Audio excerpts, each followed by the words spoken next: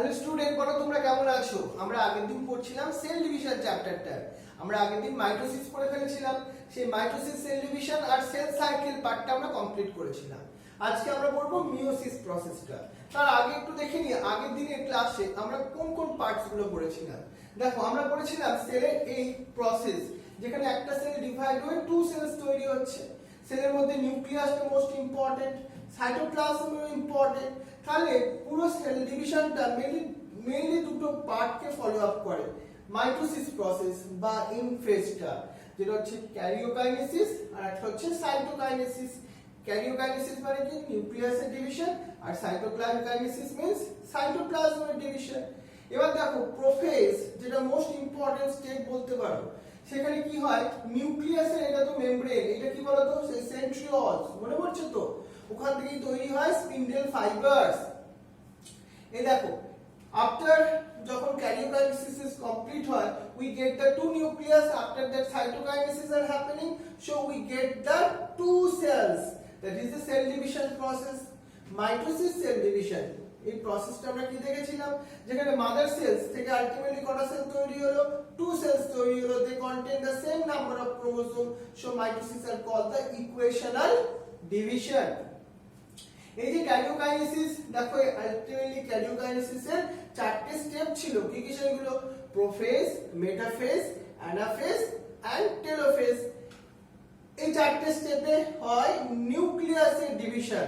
এবার এই যে নিউক্লিয়াসের ডিভিশনের পর হবে সাইটোকাইনেসিস অর সাইটোপ্লাজমের ডিভিশন। এবার একটা মজার ঘটনা দেখো, এখানে কি হচ্ছিল। আমরা আগের দিন দেখছিলাম সেল সাইকেল।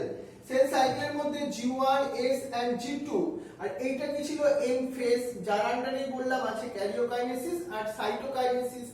এই যে এস ফেজ, এখানে কি হয়? ডিএনএ সিনথেসিস হয়। ক্লিয়ার ব্যাপারটা? শুভাঙ্গী, শিবাঙ্গী, সৌমি আজকে আমাদের স্পেশাল একজন স্টুডেন্ট, তোমাকে নতুন স্টুডেন্ট, তাকে আমি ওয়েলকাম করি আজকের এই ক্লাসে। আমাদের প্রোফেজে কি হয় জানো? এই condensation of chromatin materials, that means the chromosome formation হয়। কৃত্তিকা, ঋতুজা, বুঝতে পারছো? এটা আমরা বলেছিলাম। এইখানে ছিল সেন্ট্রোমিয়ার রিজিয়ন, আর এই ছিল arm of the chromosome, that is called the chromatids. Clear হলো জিনিসটা? এবার দেখো, এই যে একটা ক্রোমোজোমের এই আর্মগুলোকে আমরা বলছিলাম সিস্টার ক্রোমাটিডস, যে they are joined together by a centromere region. তারপর আমরা দেখেছিলাম, দেখো এরপর আমরা প্রোফেজে centrioles most important role play করে। এখান থেকে কি তৈরি হয়? স্পিন্ডেল ফাইবারস তৈরি হয়। কি দিয়ে তৈরি? সেটা মাইক্রোটিউবুলস দিয়ে তৈরি। প্ল্যান্ট সেল আর অ্যানিমাল সেলের মধ্যে, প্ল্যান্ট সেলে কিন্তু সেন্ট্রোজোম থাকে না, ওখানে নিউক্লিয়াস থেকে তৈরি হয়। আমার মাইক্রোফাইব্রিলস দিয়েই তৈরি হয়, মাইক্রোটিউবুলস দিয়ে তৈরি হয় তোমার স্পিন্ডেল ফাইবারস। এরপর দেখো, তাহলে আমরা কি দেখলাম? নিউক্লিয়ার এনভেলপ যেটা ডিসঅ্যাপিয়ার হয়, centriole go to the opposite pole. তারপর মেটাফেজে কি এসেছিল? এই ক্রোমোজোম গুলো live to the equatorial region, ওরা মাঝের রিজিয়নে চলে এসেছিল। এই দুটো পয়েন্ট অফ পজিশনটাকে বলেছিলাম কি পজিশন? কাইনেটোকোর। এই কাইনেটোকোরের থ্রু দিয়ে কে অ্যাটাচ ছিল? Spindle fibres. এই মেটাফেজ স্টেজে ক্রোমোজোম গুলো কোথায় লাইজ করছিল? In the equatorial region or middle রিজিয়নসে। এটাই ছিল মেটাফেজ স্টেজ। এরপর কি আসবো? মেটাফেজের পর দেখো কাইনেটোকোর রিজিয়নসের সঙ্গে সেটা অ্যাটাচমেন্ট করে আছে। তারপর আসবো আমরা অ্যানাফেজ স্টেজ। অ্যানাফেজ স্টেজে কি হয়? এই মাইক্রোটিউবুলস গুলোর মধ্যে কন্ট্রাকশন হতে থাকে। সো সেন্ট্রোমিয়ার পজিশন থেকে এই ক্রোমাটিডস গুলো কি হয়ে যায়? সেপারেট হয়ে যায়। Now see they go to the opposite end. This movement are called the anaphasic movement. এখন এই ক্রোমাটিডস গুলো আর ক্রোমাটিডস নেই, এটা ক্রোমোজোমে কনভার্সন হয়ে গেছে। দেখো, এটা হয়ে গেল অ্যানাফেজ স্টেজ। এবার আমরা ক্যারিওকাইনেসিসের লাস্ট স্টেজ দেখছিলাম, দ্যাট ইজ দ্য কি স্টেজ? বলো, টেলোফেজ। টেলোফেজে কি হয়? টেলোফেজে একটা মেমব্রেন, নিউক্লিয়ার মেমব্রেন রিঅ্যাপিয়ার্স হয়। এই দেখো, নিউক্লিয়ার মেমব্রেন রিঅ্যাপিয়ার্স হবে, নিউক্লিওলাস রিঅ্যাপিয়ার্স হবে। এটাই তো প্রসেসটা। এখানে আমরা two nucleus we are get after the karyokinesis. তারপর কি হবে? সাইটোকাইনেসিস হবে।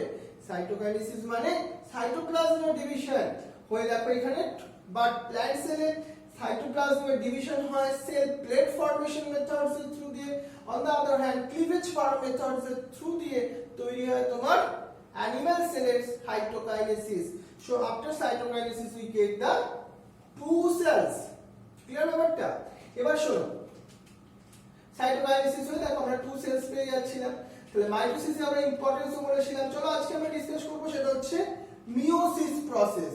প্রথম দেখো এই মিওসিস প্রসেসটা কোথায় হয়, এর আমরা প্রথমে লোকেশনটাকে নিয়ে ডিসকাশনের মধ্যে আসি। সুন্দর, দেবাঞ্জন, তিয়াশা, সুপর্ণা, ক্লিয়ার ব্যাপারটা বুঝতে পারছো তো? দেখো আমাদের বডিতে প্রাইমারি সেক্স অর্গান আছে, মেলেদের ক্ষেত্রে সেটা টেস্টিস আর ফিমেলদের ক্ষেত্রে সেটা ওভারি।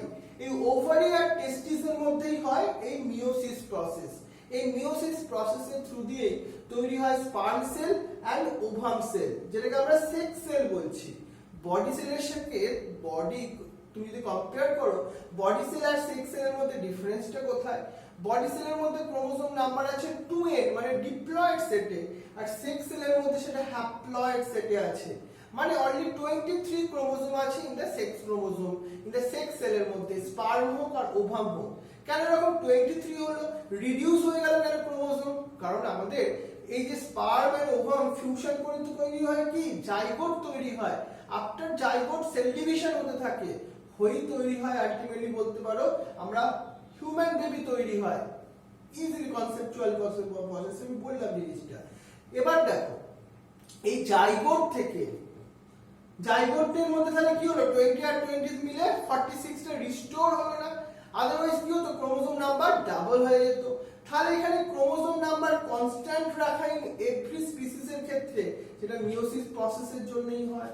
প্ল্যান্টের ক্ষেত্রেও দেখবে ঠিক একই ভাবে, যেখানে অ্যান্থার আর যেখানে তোমার ওভারি, যার মধ্যে ওভিউল আছে, ওর মধ্যেই হয় এই মিওসিস প্রসেস। দেখো n আর n মিলে তৈরি হবে 2n। যদি আমরা স্পার্মটাকে n নাম্বার অফ ক্রোমোসোমে রিডিউস না করতাম, তাহলে কিন্তু n আর n মিলতো না, 2n আর 2n মিলে 4n তৈরি হয়ে যেত। তাহলে স্পিসিসের ক্রোমোসোম নাম্বার কনস্ট্যান্ট থাকতো না। এখানে মাইটোসিস প্রসেস থেকে মিওসিস প্রসেসের ডিফারেন্সটা কি? মিওসিস প্রসেসে মেইনলি কি হয় দেখো, এই দুটো ক্রোমোসোমকে আমরা বলি হোমোলোগাস ক্রোমোসোম। এদের মধ্যে যখন পেয়ারিং হয় সেটাকে বলে সাইন্যাপস। তারপর এদের কিছু পার্ট দেখো, এই ব্লু পার্টটা এখানে চলে গেল, পিঙ্ক পার্টটা এখানে চলে গেল। এই যে তোমার ক্রোমোসোমের পার্টের এক্সচেঞ্জ হলো, this is called the crossing over. This is the most important events. আর ক্রসিং ওভারের জন্য কি হয়, আজকে ভ্যারিয়েশন হয়, আজকে তোমাকে আমাকে সবাইকে ডিফারেন্ট দেখতে, তার কারণ একটাই, সেটা হচ্ছে এই ক্রসিং ওভারের জন্য। কারণ তোমার যাদের ভাই আছে বা বোন আছে বা দাদা আছে, তোমাদের বাবা মা তো একই, বাট তোমার দুই ভাই বা দুই বোনের মধ্যে ডিফারেন্স কেন? ডিউ টু এই ক্রসিং ওভারের জন্য। সেখানে সেম সেক্স সেল বা ওভাম, সেটা তোমার সোর্সটা তো একই, তোমার ফাদার মাদার একই, কিন্তু তাহলেও দেখো অফস্প্রিং ডিফারেন্ট এসছে, তাদের ক্যারেক্টারিস্টিক ফিচার্স ডিফারেন্ট কেন? তার কারণ হচ্ছে এই ক্রসিং ওভারের জন্য। এবার দেখো এই যে মিওসিস প্রসেস, এটাকে নিয়ে যদি আমি এক্সপ্লেন করার কথা ভাবি, কি হয় দেখো এই মিওসিস প্রসেস।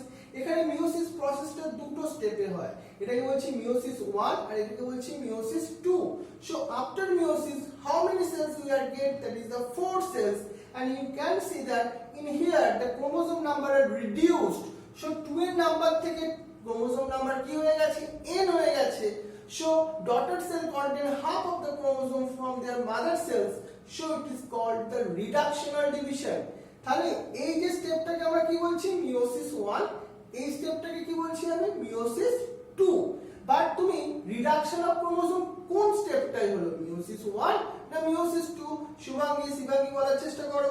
অরিজিৎ, সুকন্যা, দেবাঞ্জন, অনুশ্রী, অভিলাষ, আলিশা, দেখো এই স্টেজটাই কিন্তু ক্রোমোসোম নাম্বার রিডিউস হয়েছে। এই মিওসিস 2 তে কিন্তু কোনো রিডাকশন হয়নি। ব্যাপারটা ক্লিয়ার? ব্যাপারটা বোঝা গেল তো? তাহলে মিওসিস 1 টাকে নিয়ে আমাদের কিন্তু মোস্ট ইম্পর্টেন্ট প্রসেস। দেখে নিই আমাদের সিলেবাসের মধ্যে কি আছে।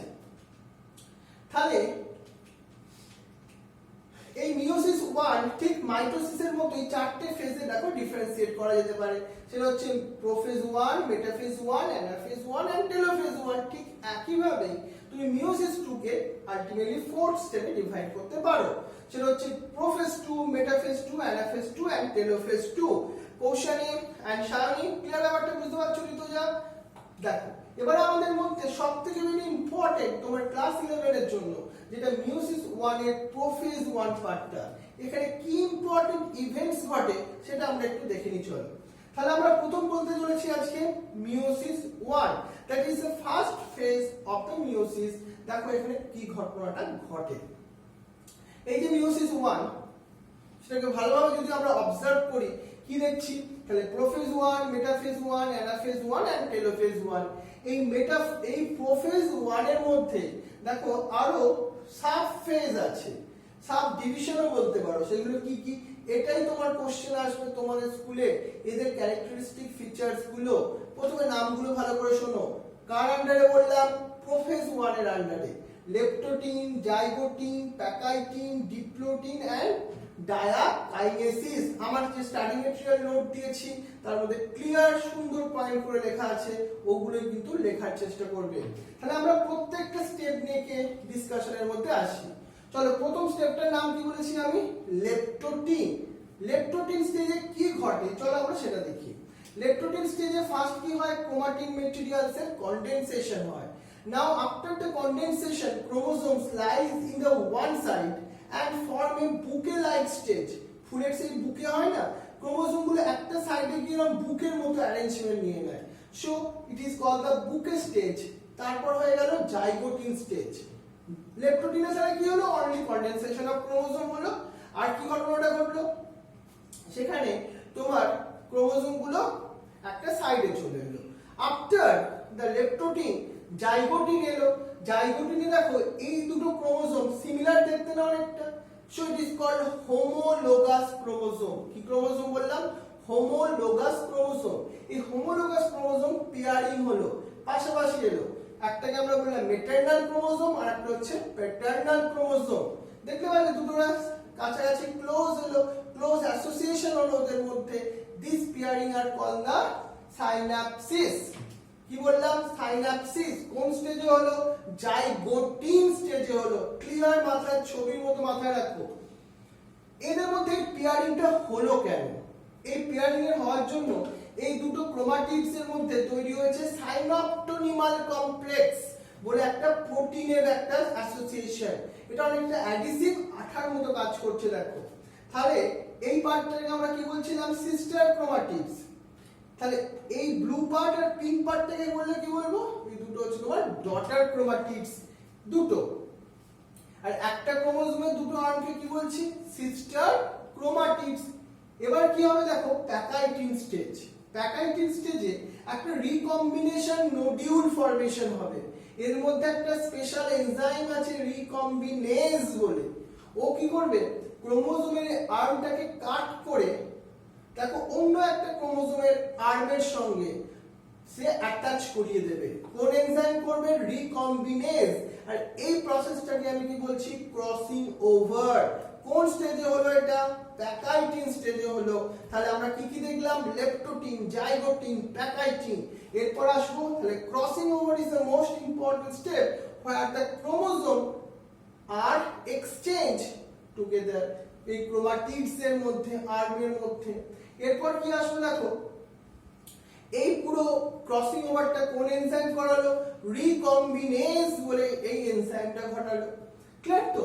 এরপর দেখো আমরা পরের স্টেজে আসবো। লেপ্টোটিন, জাইগোটিন, প্যাকাইটিন, ডিপ্লোটিন স্টেজে একটা এক্স এর মতো স্ট্রাকচার ফর্মেশন হচ্ছে ক্রোমাটিডস এর আর্মগুলোকে নিয়ে। It is called the chiasma. So chiasma formation কখন হলো? ডিপ্লোটিন স্টেজে। Another important features, ডিপ্লোটিন ফেজে সাইনঅপটোনিমাল কমপ্লেক্স ডিসোসিয়েট হবে, মানে আস্তে আস্তে যেন ডেস্ট্রয় হয়ে যেতে থাকবে। কখন হবে সেটা? ডিপ্লোটিন স্টেজে। It is the most important events of the diplotin. After that, diakinesis. দেখো এখানে কি হবে? সাইনঅপটোনিমাল কমপ্লেক্স ডিসোসিয়েট হয়ে গেছে। Now these chromatids now repulse together. আস্তে আস্তে ওরা দেখো রিপালসিং করলো, so they are separated together, right? It is when happening in the diakinesis steps. So after prophase 1, in the later time, the nuclear envelope also will disappear, nucleus also will disappear. Only difference from the mitosis is that in here the crossing over is happening. Clear? এইটাই হচ্ছে meiosis প্রসেসের most important events. In the prophase 1 এর মধ্যে। এরপর কি আসবো prophase 1 এর পর সিমিলারলি একই ভাবে এরপর তোমার আসবো মেটাফেজ 1। মেটাফেজ 1 এ দেখো ক্রোমোসোম গুলো মিডল রিজিয়নে থাকবে, কিন্তু অলরেডি এদের মধ্যে ক্রসিং ওভার হয়ে গেছে। অ্যানাফেজ রিজিয়নে কি হবে, অ্যানাফেজ রিজিয়নে হবে আবার এই ক্রোমোসোম গুলো, দেখো এখানে ক্রোমাটিডস গুলোতে সেপারেশন হবে না, এই ক্রোমোসোম গুলো অপোজিট এন্ডে চলে যেতে থাকলো। দেখো অপোজিট এন্ডে চলে গেল। এরপর আসবো আমরা টেলোফেজ। টেলোফেজে আবার কি হলো, nuclear envelope reappear, nucleus reappear. So after that the cytokinesis are happening, we ultimately get the two cells, and these cells contain the haploid number of chromosome. দেখো আমরা দুটো সেলস পেয়ে গেলাম, বাট এই সেলগুলো আবার পার্টিসিপেট করবে, দ্যাট ইজ দ্য মিওসিস 2। তাহলে মিওসিস 2 তে কি হবে দেখো, দেখো মিওসিস 2 ঠিক একই ভাবে ঘটবে। এখানে হবে মিওসিস 2 তে কি ঘটনা ঘটছে দেখে নিই আমরা তাহলে। এবারে মিওসিস 2 তে কি হচ্ছে, মিওসিস 2 মানে আবার সেই প্রোফেজ 2 দিয়ে শুরু হচ্ছে, সেম জিনিসটা nuclear envelope disappear, nucleus disappear, এটা পুরোপুরি মাইটোসিস প্রসেসের মতো। দেখো ডিসঅ্যাপিয়ার হয়ে গেল, centriole they are go to the opposite end, they are migrate to the opposite end. এরপর আসবো অ্যানাফেজ টু মেটাফেজ স্টেজ, যেখানে কি আসবো এরা মিডল রিজিয়নসে চলে এসেছে ক্রোমোসোমস গুলো। Anaphase they are migrate to opposite ends, and টেলোফেজে কি হবে মানে টেলোফেজ 2 বলতে পারো, সেখানে আবার নিউক্লিয়ার এনভেলপ রিঅ্যাপিয়ার্স হবে। দেখো আলটিমেটলি আফটার সাইটোকাইনেসিস হলো we get the 4 cells but it is contain the haploid set of chromosome। এই হচ্ছে আমাদের meiosis process. So meiosis process এর most important events কিন্তু crossing over, continuation of life, একটা species এর কনস্ট্যান্ট রাখতে chromosome number, meiosis process কিন্তু very important role play করে। ক্লিয়ার ব্যাপারটা অনুষ্কা, শিবাঙ্গী, রূপসা, দিদিতা, দেবদত্ত, দেবাঞ্জন, সুন্দর, ক্লিয়ার ব্যাপারটা বুঝতে পেরেছো? দেখো এই হচ্ছে আমাদের মোস্ট ইম্পর্টেন্ট প্রসেস যেটা আমি তোমাকে বললাম। তোমাকে আমি একদম ছবির মতো জিনিসটা তুলে দিতে পারলাম তো মাথার মধ্যে, ক্লিয়ার? কারণ বায়োলজি সাবজেক্টে ইন্টারেস্টিং মুখস্থ করে চ্যাপ্টারটাকে আমরা নষ্ট করে ফেলবো না, এমন কিছু মাথায় রাখবো যেটা আমরা পড়বো, যেটা আমাদের অনেক দিন মাথায় থাকে। ক্লিয়ার ব্যাপারটা? তাহলে মিওসিস প্রসেস দুটো স্টেপে ডিভাইড করা আছে, মিওসিস 1 এন্ড মিওসিস 2। মিওসিস 1 এর আন্ডারে চারটে পার্ট থাকলো, prophase 1, metaphase 1, anaphase 1 and telophase 1। Meiosis 2 এর আন্ডারেও ঠিক চারটে part, prophase 2, metaphase 2, anaphase 2, telophase 2। But এদের মধ্যে সবথেকে মোস্ট ইম্পর্টেন্ট কোনটা? প্রোফেজ 1। প্রোফেজ 1 এ কি কি আরো সাবডিভিশন আছে? Leptotene, zygotene, pachytene, diplotene and diakinesis. তাহলে বোঝা গেল লেপ্টোটিন সেই বুকের স্টেজ।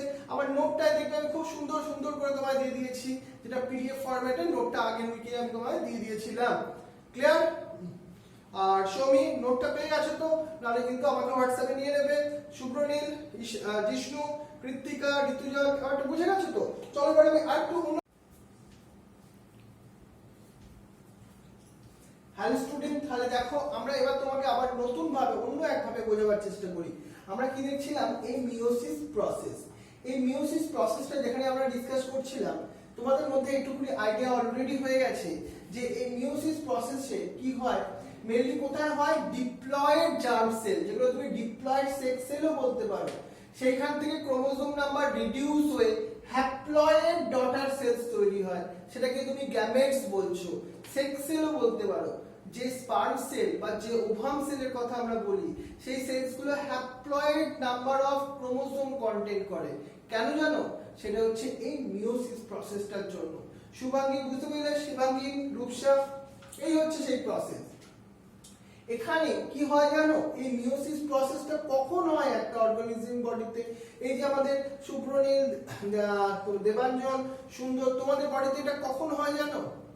এই মিওসিস প্রসেস, এই মিওসিস প্রসেস হয় আফটার পিউবার্টি, পর যখন তোমাদের বডিতে স্পার্ম সেল তৈরি হওয়া শুরু হয়েছে, ঠিক তখন থেকে এই প্রসেসটা তোমার শুরু হয়েছে, যেটা হচ্ছে তোমার মিওসিস প্রসেস। আর ফিমেলদের ক্ষেত্রেও তাই, আফটার পিউবার্টির পর যে সেকেন্ডারি উসাইট তৈরি হয় তোমাদের বডিতে এভরি মান্থে, সেগুলো কিন্তু অলরেডি রয়েই যায়, কিন্তু সেই যে সেলস গুলো সেকেন্ডারি উসাইটস, যে সেক্স সেল, সেটা কিন্তু মিওসিস প্রসেসের থ্রু দিয়েই তৈরি হয়। তাহলে এই হচ্ছে হ্যাপ্লয়েড ফেজ বলতে পারো। একটা সেক্সুয়াল রিপ্রোডাকশন করে যে অর্গানিজম, তাদের ক্ষেত্রে এটা হচ্ছে মোস্ট ইম্পর্টেন্ট একটা ফেজ, যেখানে কি হয় হ্যাপ্লয়েড ফেজ, মানে যেখানে haploid chromosome number containing cells তৈরি হয় এই মিওসিস প্রসেসের থ্রু দিয়ে। এবার দেখো এই মিওসিস প্রসেসটা যদি আমরা কি ফিচারস এর কথা বলি, কি কি হয় এখানে সেটা একটু ভালোভাবে যদি দেখো, it is involve in the two phase, একটা হচ্ছে মিওসিস 1 আর একটা হচ্ছে meiosis 2। But most important events বা ক্যারেক্টারিস্টিক ফিচারস কি, but only a single cycle of DNA replication, মানে এখানে ইন্টারফেজের যে এস ফেজে ডিএনএ রেপ্লিকেশন হয় সেটা একবারই হয়, কভার হয় অনলি ওয়ান টাইমস হয়, বাট সেলটা ডিভাইড হয় টু টাইমস। সেজন্য আমরা বললাম এটা most important events, it involves the two cycle meiosis 1 and meiosis 2, but only a single cycle of DNA replication. Next দেখো, it involves the pairing of homologous chromosome, এখানে paternal chromosome and maternal chromosome খুব close association হয়, that is called the pairing of homologous chromosome, also it is called the synapsis. এরপর কি হয় জানো, recombination হয়, কাদের মধ্যে রিকম্বিনেশন হয়, বিটুইন দ্য টু হোমোলোগাস ক্রোমোজোমের মধ্যে কি হয় রিকম্বিনেশন। তাহলে রিকম্বিনেশনের পেছনে মেইন ইম্পর্টেন্ট রেসপন্সিবল প্রসেস হচ্ছে ক্রসিং ওভার। তাহলে মিওসিসে আমরা মাথায় রাখবো, meiosis 1 begins after the replication of parental chromosome to form the identical sister chromatids। একটা ক্রোমোজোমে এই যে সেন্ট্রোমিয়ার পজিশনে এসে অ্যাটাচ হয়ে আছে, তারপর তার এরকম দুটো আর্ম আছে, আর্ম, এই আর্মগুলোকে আমরা কি বলছি সিস্টার ক্রোমাটিডস। এই সিস্টার ক্রোমাটিডস গুলো ফর্মেশন হতে শুরু করে এস ফেজের থেকে, মানে মিওসিস 1 হবার আগে কি হয় ইন্টারফেজ, ওখানে ডিএনএ ডুপ্লিকেশন হয়ে যায়, তখনই কি হয়ে যায় একটা ক্রোমোজোমের এরকম দুটো আর্ম তৈরি হতে শুরু করে দেয়। 4 haploid cells are produced end of the meiosis 2। তাহলে মিওসিস প্রসেসটা তো দুটো ফেজে ডিভাইড করা আছে, মিওসিস 1 আর একটা হচ্ছে মিওসিস 2, এন্ড আফটার মিওসিস 2 কটা সেলস তৈরি হয়, 4 সেলস তৈরি হয়। এটা মাথায় রাখবো আমরা, এই 4 সেলস কিন্তু হ্যাপ্লয়েড ক্রোমোজোম নাম্বার কন্টেন্ট করে। তাহলে আমরা এই যে মিওসিসের স্টেজগুলোকে নিয়ে যদি ভাবি, তাহলে এটা মিওসিস 1 আর একটা হচ্ছে মিওসিস 2। এবার এই মিওসিস 1 এর আন্ডারে কি কি হলো, prophase 1, metaphase 1, anaphase 1, telophase 1। Meiosis 2 এর আন্ডারে কি কি হলো, prophase 2, metaphase 2, anaphase 2 and telophase 2। এবার এদের ক্যারেক্টারিস্টিক ফিচারস গুলো তোমাকে মাথায় রাখতে হবে। তিয়াশা, ঋতুজা, দেবদত্তা, দিদিতা বুঝতে পারলে ব্যাপারটা? দেখো, তাহলে মিওসিস 1 যেখানে আমরা বলছিলাম এটা সবথেকে লঙ্গার এন্ড মোর কমপ্লেক্স, এবং তোমার স্কুলের কোশ্চেন আসার জন্য বলতে পারো মোস্ট ইম্পর্টেন্ট পার্ট এটাই, এখান থেকে জেনারেলি কোশ্চেন আসে। তাহলে এই যে মিওসিস 1 এর আন্ডারে আমরা কি দেখলাম, আরো 5 সাব ফেজ ইজ देयर। কি কি সেইগুলো, leptotene, zygotene, pachytene, diplotene and diakinesis. এই নামগুলো কিন্তু তোমাকে পরপর মনে রাখতে হবে। কি কি সেইগুলো, leptotene, zygotene, pachytene, diplotene and diakinesis, মানে LZPDD, এইভাবে তুমি মাথায় রাখবে। আর এদের ক্যারেক্টারিস্টিক ফিচারস গুলো তোমাকে খুব ভালো করে মাথায় রাখতে হবে। দেখো আমরা তোমায় কি কি এবার একটু শেখাই। তাহলে প্রথম স্টেজটা আমরা কি বলেছিলাম, লেপ্টোটিন। লেপ্টোটিন এখানে কি হয়, ক্রোমোজোম ফাইবারস গুলো এগুলো আরো কনডেনসেশন হয় করে তারা ক্রোমোজোমের মতো একটা স্ট্রাকচার নেয়। তাহলে লেপ্টোটিন কি হলো, প্রোফেজ 1 এর আন্ডারে প্রথম তার ফেজ। আর কি হয় এখানে, নিউক্লিয়াসটা এনলার্জ হতে থাকে, ক্রোমোজোম গুলো একটা সাইডে এসে ফুলের বুকের মতো অ্যারেঞ্জমেন্ট নিয়ে নেয়। So it is also be called the bouquet stage. কি স্টেজ বললাম, বুকে স্টেজ। এরপর আসবো আমরা জাইগোটিন আর জাইগোনিমাও তুমি বলতে পারো। এখানে কি হয় ভালোভাবে দেখো, এখানে এই যে আমরা ক্রোমোজোম গুলো কনডেনসেশন হয়েছে আরো বেশি করে, সো বিকেম মোর কনডেন্স। এখানে similar chromosomes start to pairing together, দেখতে পাচ্ছ এখানে সিমিলার ক্রোমোজোম গুলো তারা পেয়ারিং করতে শুরু করেছে। এই পেয়ারিং মানে তারা কাছাকাছি আসতে শুরু করেছে। এটাকে আমরা কি বলছি? সাইন্যাপসিস। কি বলছি আমরা? সাইন্যাপসিস। এবার কি হলো? With the help of complex structure called the synaptonemal complex. এবার যে এই যে তোমার দুটো হোমোলোগাস ক্রোমোজোম তারা কাছাকাছি আসবে, কিসের জন্য আসবে? আসবে তাদের মধ্যে ফর্মেশন হচ্ছে একটা কমপ্লেক্স প্রোটিন, তার নাম দিচ্ছি আমরা সাইনোপটোনিমাল কমপ্লেক্স। কি নাম দিলাম? সাইনোপটোনিমাল কমপ্লেক্স, যার জন্যই ওই হোমোলোগাস ক্রোমোজোমের মধ্যে একটা পেয়ারিং তৈরি হচ্ছে। এই পয়েন্টগুলো কিন্তু তোমাকে লিখতেই হবে। নোটসে আমি খুব সুন্দর করে পয়েন্ট করে করে দিয়ে দিয়েছি। তারপর দেখো কি হয়, এখন তুমি কটা ক্রোমোজোম দেখতে পাচ্ছ? So each pair of homologous chromosome is called the bivalent. Bi কথাটা মানে টু, তাই না? তাহলে এখানে কি দেখতে পাচ্ছি? বাইভ্যালেন্ট। বাইভ্যালেন্ট কেন বললাম? এখানে দুটো ক্রোমোজোম দেখতে পাচ্ছ। আর যদি ক্রোমোজোম না দেখে এবার ক্রোমোজোমের আর্ম হিসাবে দেখো, তাহলে তো চারটে ক্রোমাটিড দেখতে পাচ্ছ, তাই না? So it is also be called the tetrad. Tetra মানে 4, সেখান থেকে আসছে টেট্রাড ফর্মেশন হচ্ছে। প্যাকাইটিং, এটা মোস্ট ইম্পর্টেন্ট ফেজ, তোমার এক্সামে কোশ্চেন আসার মোস্ট ইম্পর্টেন্ট জায়গা।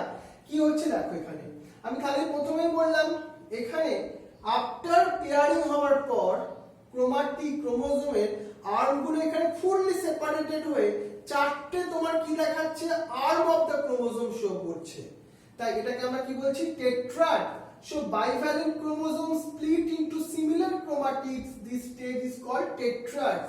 এই প্যাকাইটিং স্টেজের আর্লি টাইমে এটা তৈরি হয়, আর আমার জাইগোটিন স্টেজের লাস্ট টাইমে এই পার্টটা হয়। সেটা হচ্ছে টেট্রাড ফর্মেশন। কোন বইতে তুমি জাইগোটিনও পেতে পারো, কোনো ভুল না অ্যানসারটা, কারণ এটা ট্রানজিশন পিরিয়ডেও তৈরি হতে পারে। এবার এখানে কি হয়, এই যে হোমোলোগাস ক্রোমোজোমের মধ্যে তৈরি হয় একটা রিকম্বিনেশন নোডিউলস। রিকম্বিনেশন নোডিউলস মানে একটা ছোট্ট স্মল প্রোটিন ভাবো, যার মধ্যে এনজাইম আছে রিকম্বিনেজ। কি এনজাইম? রিকম্বিনেজ। ও কি করছে? আলটিমেটলি একটা আর্ম অফ দ্য ক্রোমোজোম বা জিন বা ডিএনএ যাই বলো না কেন, সেটাকে কাট করে দিচ্ছে এবং সেটাকে অ্যাটাচ করিয়ে দিচ্ছে আলাদা একটা ক্রোমোজোমের সঙ্গে।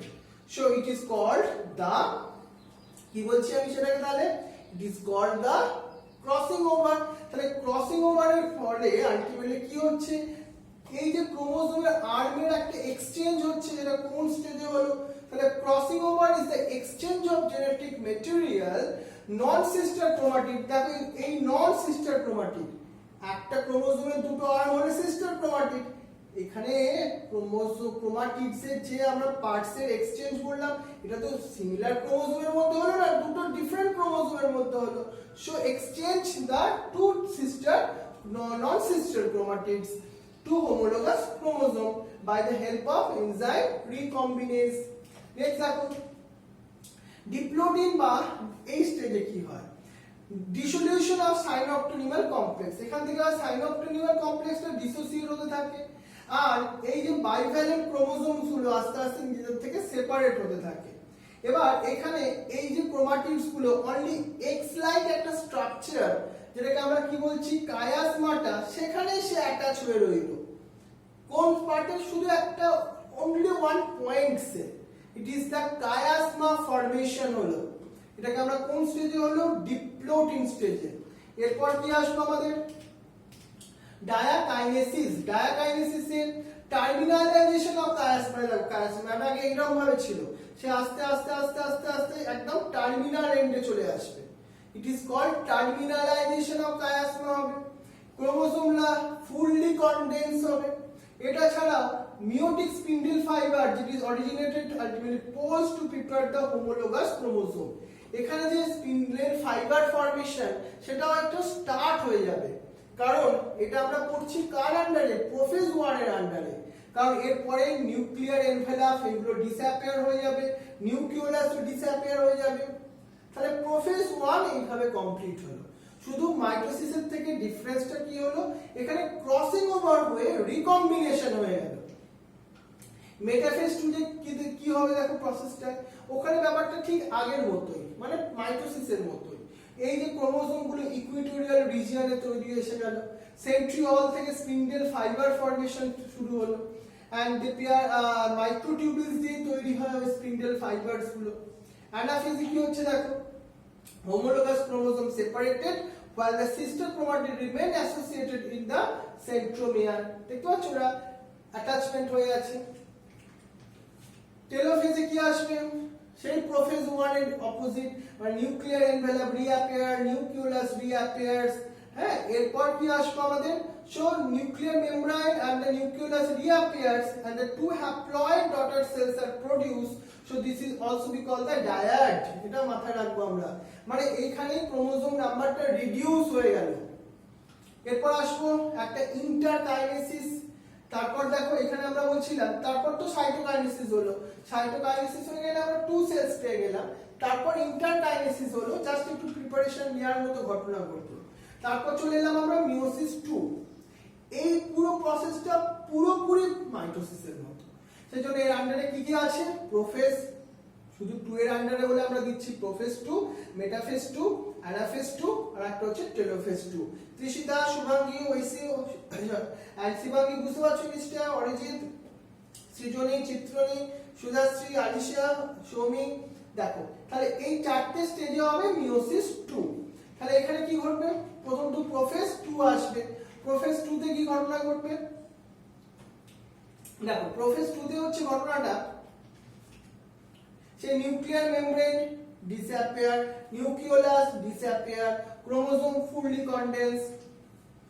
আবার মেটাফেজ 2 তে কি আসবো, দেখো মেটাফেজ 2 তে এইখানে মিডল রিজিয়নে এসে গেছে ক্রোমোসোমস গুলো, স্পিন্ডেল ফাইবার ফর্মেশন কমপ্লিটেড। অ্যানাফেজে কি হবে, they go to the opposite end. টেলোফেজে ঠিক আবার নিউক্লিয়ার মেমব্রেন রিঅ্যাপিয়ার্স হবে, নিউক্লিওলাস রিঅ্যাপিয়ার্স হবে। সো এই হচ্ছে ওভারঅল তাহলে আমরা স্টেপস দেখলাম, prophase 1, metaphase 1, anaphase 1, telophase 1। Telophase 1 এর পরে আমরা তো 2 সেলস পেয়ে গেলাম, তারা আবার পার্টিসিপেট করলো। সো আফটার মিওসিস 2 পর আমরা কি পেলাম, 4 হ্যাপ্লয়েড ক্রোমোসোম কন্টেনিং সেল পেয়ে গেলাম। এটাই মিওসিস প্রসেসের আলটিমেটলি রেজাল্ট বলতে পারো। তাহলে সিগনিফিকেন্স অফ মিওসিস কি বলবে, এই যে মিওসিস প্রসেসে এখানে ক্রোমোসোম নাম্বার সেটা কিন্তু কনজার্ভ থাকে ইন দা এভরি স্পিসিস, কারণ n আর n মিলে 2n তৈরি হয়। ক্লিয়ার, আর it cause the genetic variation. আজকে আমাদের এনভায়রনমেন্টে ডিফারেন্ট টাইপ অফ প্ল্যান্ট বা অ্যানিমালস আছে, আমরা এটা ডিউ টু ক্রসিং ওভার তার জন্য মোস্ট ইম্পর্টেন্ট রোল প্লে করে। এই হচ্ছে আমাদের আজকের একটা চ্যাপ্টার, যেটা হচ্ছে সেল ডিভিশন। তাহলে এই সেল ডিভিশন চ্যাপ্টার থেকে আজকের জন্য আমি তোমায় কয়েকটা কোশ্চেন দিই হোমওয়ার্কের জন্য। চলো একটু লিখে নাও সেগুলো। সেটা হচ্ছে first question, write the difference between mitosis and meiosis. Write the difference between mitosis and meiosis. Second question, write the characteristic features of leptotin, zygotin, pachytin, diplotin and diakinesis. Write the characteristic features of the leptotin, zygotin, pachytin, diplotin and diakinesis. এই কোশ্চেনটা কিন্তু তোমাদের স্কুলের জন্য very important. এটা ছাড়াও আমি তোমাকে যে নোট পাঠিয়েছিলাম পিডিএফ ফরম্যাটে, সেই বুকলেট ফরম্যাটে সেই নোটটা আমি পরে দিয়েই দেবো। সেই নোটের আন্ডারে দেখো আমি তোমাকে অ্যাসাইনমেন্ট দিয়েছি, তুমি এই উইকে কিন্তু সেই অ্যাসাইনমেন্ট গুলোকেও খুব সুন্দর করে প্রিপারেশন করে আমাকে হোয়াটসঅ্যাপে কিন্তু সেন্ড করো। এছাড়া তোমরা সবাই কিন্তু প্ল্যান কিংডমটা তোমাদের হোমওয়ার্ক দিয়েছিলাম, তোমরা প্লে লিস্টে গেছো ইউটিউবে গিয়ে ওই পুরো প্ল্যান কিংডমটাও কমপ্লিট করে রেখেছো তো। তাহলে আমাদের কিন্তু অনেকটা সিলেবাস এই বছর কিন্তু কমপ্লিট হয়ে যাচ্ছে। এটা কিন্তু লাস্ট মনে করো আমি 2006 থেকে 2020 14 ইয়ার্স এর এক্সপেরিয়েন্সে প্রথম বছর এটাই যেখানে এত কম সময়ে আমরা অনেকটা সিলেবাস কিন্তু কমপ্লিট করতে পারলাম। কারণ এই ধরনের সিচুয়েশন আগে আমাকে কোনোদিনই ফেস করতে হয়নি, আগে 14 বছরের এক্সপেরিয়েন্সে। বুঝতে পারছো? তাহলে তোমরা কিন্তু একদিক থেকে লাকি, কারণ তোমাদের স্কুলের চাপটা এখনো তোমরা ফিলই করতে পারলে না। একটা খুব ভালো প্ল্যাটফর্ম পেয়ে গেলে, যারা পড়াশোনা করেছো এর মধ্যে মন দিয়ে, তাদের কিন্তু বড় অ্যাচিভমেন্ট হবে পরবর্তীকালে। আমি এন্ট্রান্সের জন্য বলছি। আর তোমরা অনেকেই বলছিলে কি টেক্সট বই কিনবে, এনসিইআরটি বই তো তোমার কিনতেই হবে। এছাড়া আমি তোমাকে একটা টেক্সট বইয়ের লিঙ্ক পাঠিয়ে দেবো। অনেকে আবার এমসিকিউ বইয়ের কথা বলছিলে, সেই এমসিকিউ বইয়েও ফিজিক্স কেমিস্ট্রির জন্য বইগুলো অনেকে জিজ্ঞাসা করছিলেন, সেগুলো আমি লিঙ্ক পাঠিয়ে দেবো এই ক্লাসের ইউটিউবের ডেসক্রিপশন বক্সে। ওখান থেকে দেখো তো বইগুলো তোমাদের ভালো লাগে কিনা। এই বইগুলো অনেক স্টুডেন্টরা ফলো আপ করে। ঠিক আছে, তাহলে আজকে তোমাদের সবাইকে থ্যাংক ইউ জানাই, তোমরা এত মন দিয়ে ক্লাস করলে। Srijani, Rupsa, Shubhangi, Shivangi, Sayani, Shrabani, Aishi and Shubhranil, Jishnu, Krittika, Rituja and Debdutta, Didita, Aditi, Atpi, Arijit, Sukanya, Tiyasha, Sundar, Debanjan, Chitrini, Pritam, Ankush and Swastika, Anushree, Abhilash, Koushani, Sudhashree, Alisha and আমাদের নতুন স্টুডেন্ট সৌমি। এরা ছাড়াও যাদের নাম বললাম না, তারা আমাকে একটুখানি মেনশন করো যে আমরাও স্যার প্রেজেন্ট ছিলাম, তাহলে আমি তাদের নামগুলো একটু একটু বলতে থাকবো এই ক্লাসে। রাইট? তাহলে তোমাদের সবাইকে থ্যাংক ইউ, তোমরা খুব ভালো স্টুডেন্ট, এর জন্য আমি খুবই তোমাদেরকে নিয়ে প্রাউড ফিল করি। আর আমি তোমাদের বলেছিলাম আমার যে যে চ্যাপ্টারগুলো হয়ে গেছে তার উপর একটা শর্ট ভিডিও বানাবে 3 থেকে 5 মিনিটে। কয়েকজন স্টুডেন্ট খুব সুন্দর বানিয়েছো, বানিয়ে আমাকে সেন্ডও করেছো, কিন্তু আমি চাইছি সবার জন্য ওয়েট করছি, তোমাদের সবাই আমাকে কিন্তু হোয়াটসঅ্যাপে সেই ভিডিওগুলো পাঠাও। আমি যেসব চ্যাপ্টার পড়িয়েছি সেই সব যে কোনো চ্যাপ্টারের থেকে, যে কোনো টপিকের থেকে তুমি সুন্দর করে জিনিসটাকে এক্সপ্লেন করো।